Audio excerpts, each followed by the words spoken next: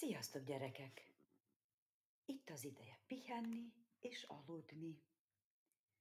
Készítettem nektek egy szép mesét, amelynek a címe Jancsi és Juliska.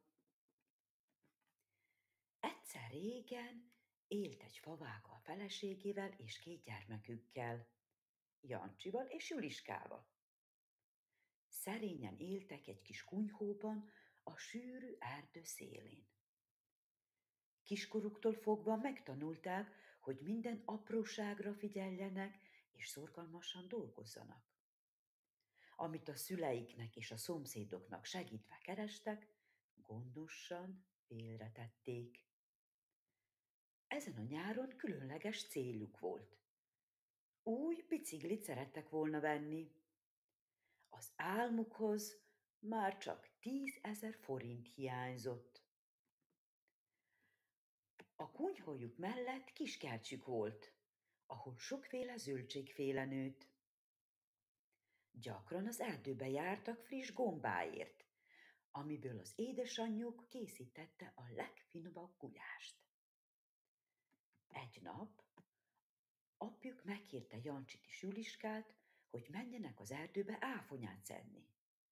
Anya születésnapi tortát szeretett volna sütni Jancsinak.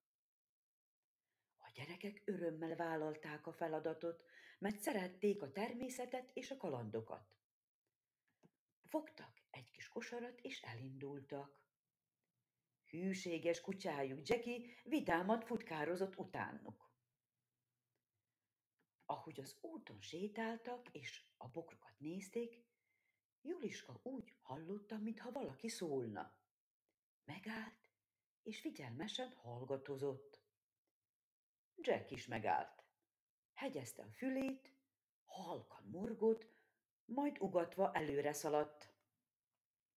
Nem sokára megláttak egy öreg nénit, akit jól ismertek. Egy kis házikóban lakott az erdő mélyén, és gyakran járt ki a közeli rétre gyógynövényeket gyűjteni. Jancsi és Juliska nagyon szerették, és szívesen segítettek neki.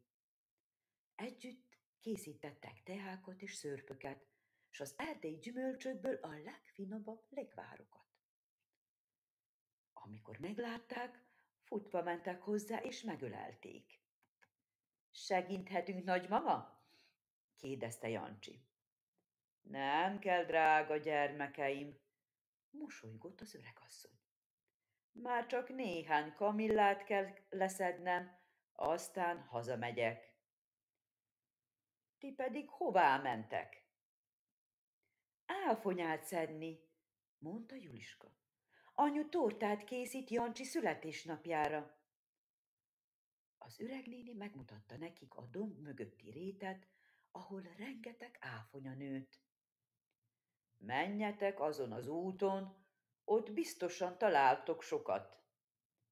És amikor hazafelé indultok, gyertek be hozzám, adok nektek egy kis mentateát, mondta mosolyogva. A gyerekek megköszönték, és mégis segítettek neki összeszedni kamillát, majd elindultak tovább. A nap ragyogott, az erdő pedig fenyőtől és erdei gyümölcsökből illatozott. Hamarosan elértek a bokrokhoz, amelyek tele voltak sötétkék bugyókkal. Óvatosan és csendben szedték, míg a kosár teljesen meg nem telt. Amikor hazaértek, anyjuk mosolyogva várta őket. Ügyesek vagytok, gyermekeim, mondta. Ez lesz a legszebb torta, amit valaha sütöttük. Aznap este az egész család ünnepelt. Anya áfonyatortát sütött, apa gitározott, Jackie pedig vidáman ugrált körülöttük. Amikor mindannyian leültek az asztalhoz, Jancsi és Juliska egymásra nézett, és elmosolyodott. Tudták, hogy az igazi ajándék nem a tárgyakban, hanem a szeretetben és az összetartásban rejlik. Másnap reggel A nagymama megérkezett egy üveg lekvárral és egy kis üveg menta teával. Hozott egy kis borítékot is. Benne pontosan 10 000 forint volt. A biciklire, mondta mosolyogva. A jóságért és a szorgalmas kezeitekért. Aznap valóra vált a vágyuk, és miközben bicikliztek, tudták, hogy megtanulták a legfontosabb leckét.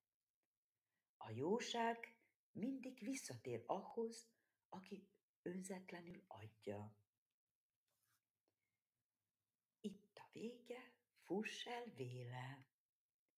Jó éjszakát!